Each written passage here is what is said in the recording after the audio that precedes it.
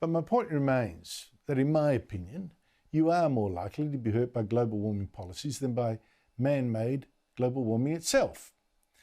I mean, you just look today.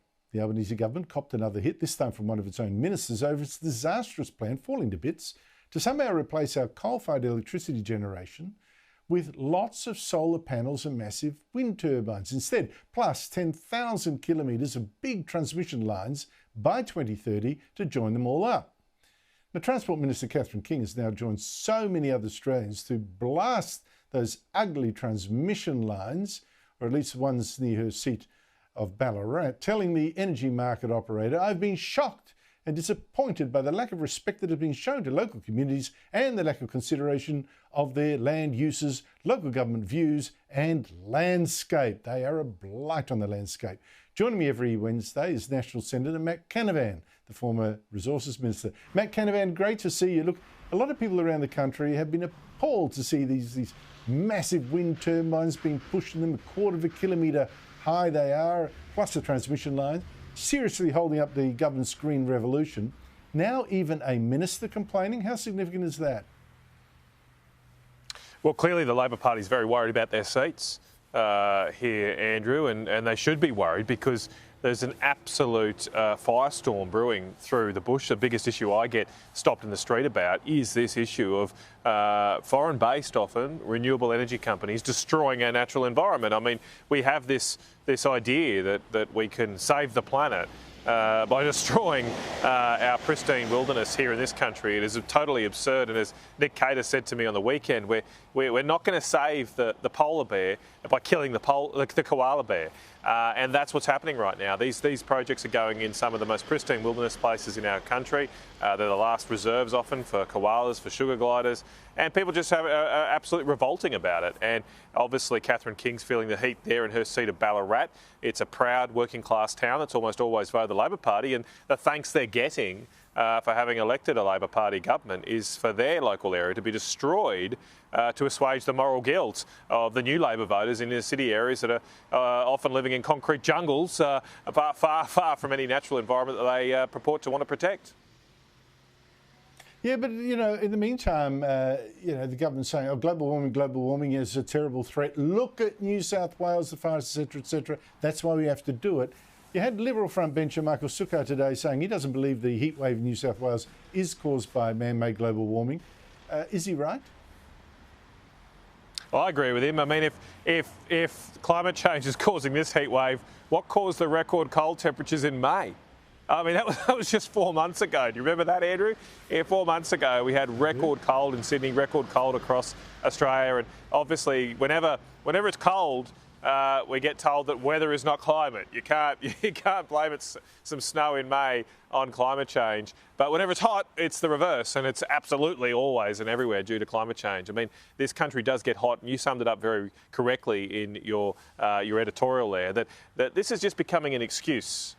Climate change is now a convenient scapegoat for the incompetence of our governments, to failure to plan for our water supply needs, to failure to do the appropriate backburning that we should do to protect our environment from fires. I mean, these have always been things that have existed in Australia. And until this date, until this latest batch of incompetent leaders, we've actually reduced the number of people dying from natural disasters by 98% over the past century. There are 98% fewer people around the world dying from natural disasters than there was 100 years ago.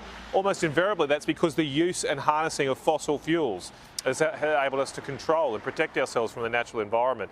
And we're just failing to learn those lessons now and scaring our children with these ridiculous climate change warnings. And yet it's a real religion. It really appeals to the inner zealot in some people and the inner bully, because you've got, meanwhile, the radical environmental group that invaded the home of Meg ONeill, head of the gas giant Woodside, with an ABC film crew in tow, let's not forget that detail, invaded her home in the early hours of the morning. Shocking. Has now held a smoking ceremony outside the home of Woodside director Ben Wyatt, who actually has Aboriginal ancestry himself. Matt, this is just getting too aggressive, isn't it? Well, these guys are terrorists. They're eco-terrorists, and like any terrorist, you can't negotiate with them. And what's the saddest thing about this, Andrew, is Woodside, of all oil and gas companies, they're one of the more woke ones. They've come out hard and long for a carbon tax, always spruiking how green they are and how they're offsetting their emissions, moving to the hydrogen stuff, all that rubbish. And yet they still cop this. And so I just hope, I mean, I'm hoping probably against hope, but I hope it would be a lesson to corporate Australia that these people are not your friends, that they're never going to be your friends, and they really do want a revolution. They hate you more than they probably hate me. And so why are you trying to negotiate with these people when they'll invade your home, they'll invade your family's space, regardless of whatever you do for their purported ends? There's a radical agenda here behind a lot of this climate change rhetoric, and a lot of it is anti-business, anti-capitalist. They want to fundamentally change our society, and the sooner we realise that and actually fight back against it, the more common sense has a chance of returning to our policy space. Yeah, they don't realise that if you go woke, then the activists think, oh, you're on our wavelength, we can really go you, we can really shame you. Whereas if you're unapologetically against their agenda, like you and me, we're impervious to that kind of stuff. We feed on it. Matt, late news this afternoon.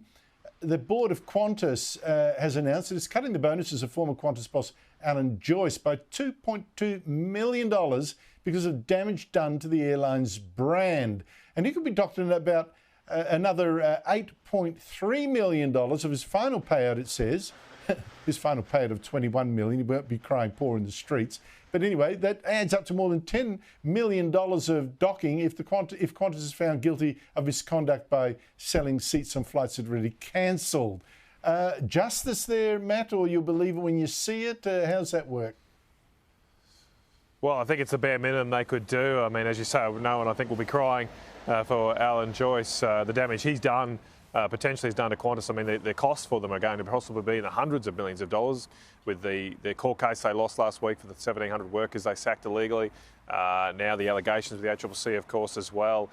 So he probably doesn't have enough money, as much money as Alan has. He probably doesn't have enough to actually make whole the damage he's done to Qantas. But he's gone now. I still think the board has questions to answer, and not sure why they continue to hold their jobs. They've got to be, ultimately, the buck should stop with them too. Here, it's very sad what's happened to one of our nation's most prized brands.